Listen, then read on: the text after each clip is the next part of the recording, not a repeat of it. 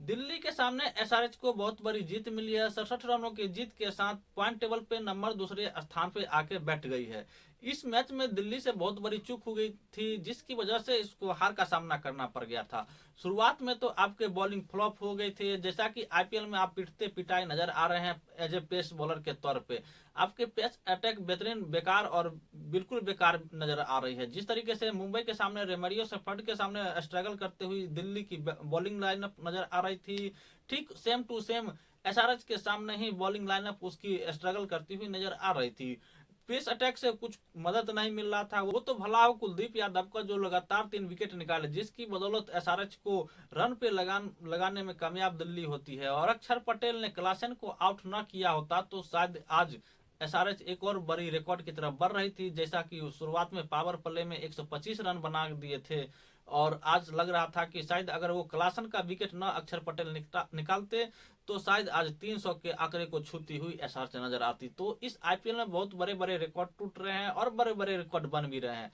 अभिषेक शर्मा का वो कैच अगर अक्षर पटेल ना पकड़ते तो कुलदीप यादव का वो बॉल था, तो शायद आज अभिषेक शर्मा 12 गेंद में 50 नजर लगाते हुए नजर आते, जो युवराज सिंह के बॉल रिकॉर्ड के बराबरी को बराबर करते हुए नजर आ रहे थे। जिस तरीके से बैटिंग हो रही थी, पावर प्ले में ताबड़तोड़ बैटिंग हो रही थी। कुलदीप यादव ने 3 विकेट निकाले, जिस तरीके से कुलदीप यादव ने, और एक अक्षर पटेल का क्लासन का विकेट, जिसकी बदौलत वो 166 पर रुकने में कामयाब हो गई। 166 कम नहीं होता है, बहुत बड़ी स्कोर T20 के लिहाज से 166 रन होती है। पर आज जिस तरीके से बैटिंग हो रही थी एसआरएच की तरफ से, आज लग रहा था कि शायद वो 300 के टारगेट को छूने में कामयाब हो गए। कुलदीप यादव ने जब 3 विकेट निकाला तब वहां पर मिडिल ऑर्डर ध्वस्त हो गया था, और बाद में शहबाज अहमद और अब्दुल समद बेहतरीन पारी खेलते हैं। नीतीश रेड्डी भी 37 रन बनाते हैं, शहबाज अहमद 59 रन बनाते हैं और अब्दुल समद 13 रन बनाते हैं। इसी की बदौलत 266 रन बनाने में कामयाब एसआरएच होती है। और दिल्ली की बैटिंग की बात की जाए तो बॉलिंग तो आपकी ध्वस्त थी ही थी, पेस अटैक से कुछ खास मदद मिली नहीं। और बैटिंग में जब शुरुआत में 8 ओवर में 131 रन बनाती है दिल्ली, तो वहां से जीतने का चांस बहुत बढ़ गए थे। अगर आपका 8 ओवर में 131 रन बन जाते हैं और 12 ओवर में 136 रन की जरूरत थी, तो तब भी आप 67 रन से हार रहे हैं, तो कहीं ना कहीं आप खुद जिम्मेवार है, आपकी बैटिंग लाइनअप जिम्मेवार है। 12 ओवर में 136 रन मात्र बनाने थे और 67 रन से एसआरएच इस मैच को जीत जाती है। ऋषभ पंत का वो 35 गेंद में 42 रन बनाना कहीं ना कहीं दिल्ली वालों से बहुत बड़ी चूक हो गई, जिसकी बदौलत दिल्ली को हार का सामना करना पड़ा। और ऋषभ पंत 35 बॉल खेलते हैं, मात्र 44 रन बनाते हैं, यहाँ से सबसे बड़ी चूक होती है। और 19वें ओवर के लास्ट जाते जाते 20वें ओवर जब स्टार्ट होती है तो एक बॉल पे पूरा फिनिश हो जाता है कि दिल्ली 5 गेंद शेष रहते हुए ऑल आउट हो जाती है और टोटल 199 रन बनाती है। तो कहीं ना कहीं दिल्ली वालों से बड़ी चूक हो गई थी। आज सुपर संडे और संडे को 2 मैच देखने को मिलती है। आज कोलकाता और आरसीबी भिड़ने वाली। आरसीबी को तो ऐसा ही हालत खराब है, नंबर 10 पे बने हुए, नीचे से टॉप पे बने हुए हैं। जिस तरीके से उनका बॉलिंग परफॉर्मेंस कर रही है, और बैट्समैन मिडिल ऑर्डर में जिस तरीके से मैक्स बिल ध्वस्त है, कैमरॉन ग्रीन बैठे हुए हैं 17 करोड़ लेकर के बेंच पर बैठे हुए हैं।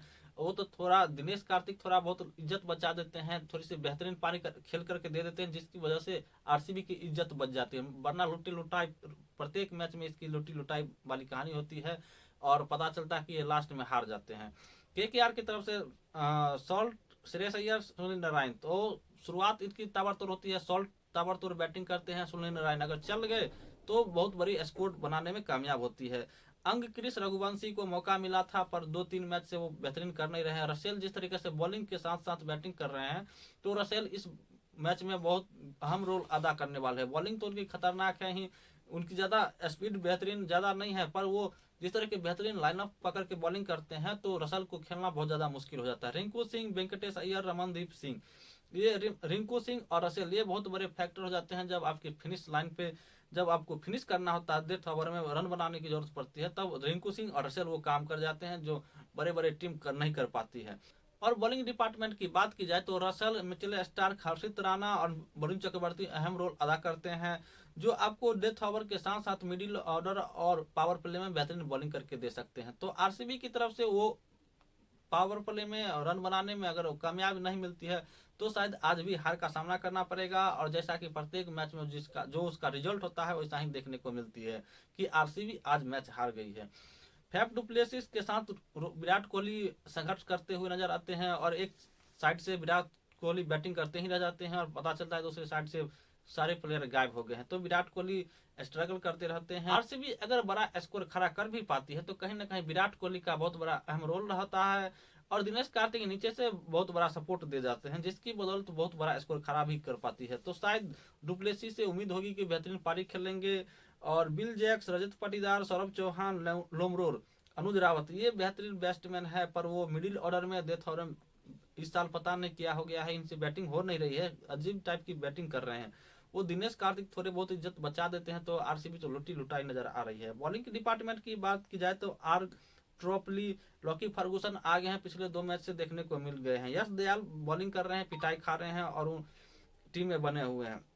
तो मोहम्मद सिराज को बेंच पे बिठा गया, उनकी जगह आर ट्रॉपली को मौका और लॉकी फर्गूसन को मौका मिला है। विजय कुमार बॉलिंग करते हुए और लोमरोर के साथ यश दयाल, आर ट्रॉपली बॉलिंग करते हुए नजर आएंगे। तो इस तरीके की बॉलिंग लाइनअप है जो बकवास और फालतू बॉलिंग लाइनअप के साथ आरसीबी हर साल उतरती है, और इस साल भी उसकी बकवास बॉलिंग लाइनअप बनी हुई है। तो आज के मैच में कौन से टीम जीतने वाली है? मुझे तो लगता है शायद केकेआर इस मैच को आसानी से जीतेगी, ज्यादा संघर्ष नहीं करना पड़ेगा। जिस तरीके की बैटिंग लाइनअप है, पावर प्ले में अच्छा रन बनाती है, मिडिल ऑर्डर में और डेथ ओवर में तो उनकी खतरनाक बैटिंग है ही, प्रत्येक साल उनकी डेथ ओवर में बैटिंग खतरनाक रहती है। यार सिर्फ मिडिल ऑर्डर में थोड़ी बहुत संघर्ष करते हुए श्रेयस अय्यर की वजह से रन बॉल खेलते हैं, जिसकी वजह से थोड़ी सी संघर्ष करते हुए नजर आती है। टॉप ऑफ शुरुआत करें तो अगर टॉप ऑर्डर की तो ताबड़तोड़ बैटिंग होती है, डेथ ओवर में ताबड़तोड़ बैटिंग होती है, तो थोड़ा सा संघर्ष सिर्फ मिडिल ऑर्डर में है। अगर वहीं पे शिकंजा कसने में आरसीबी कामयाब होती है तो शायद रन में लगाम लगाने में कामयाब होगी, नहीं तो जिस तरीके से डेथ ओवर है और टॉप ऑर्डर है, बहुत खतरनाक रन स्कोर चेज करने वाली है, रन स्कोर बोर्ड पर देने वाली है। तो आरसीबी को तरफ से बहुत परेशान तो आरसीबी की तरफ से बहुत परा तो आरसीबी की तरफ से प्रयास करना होगा, bowling as a bowling department as a batsman के डेथ ओवर में अगर बैटिंग तो अच्छी होगी शायद आरसीबी की तरफ से, पर मिडिल ऑर्डर में आपको काम करना पड़ेगा। अगर आप काम नहीं करते हैं तो शायद केकेआर आसानी से इस मैच को जीत सकती है। आपको क्या लगता है, क्या आरसीबी इस मैच को जीत सकती है या नहीं? कमेंट जरूर कीजिएगा।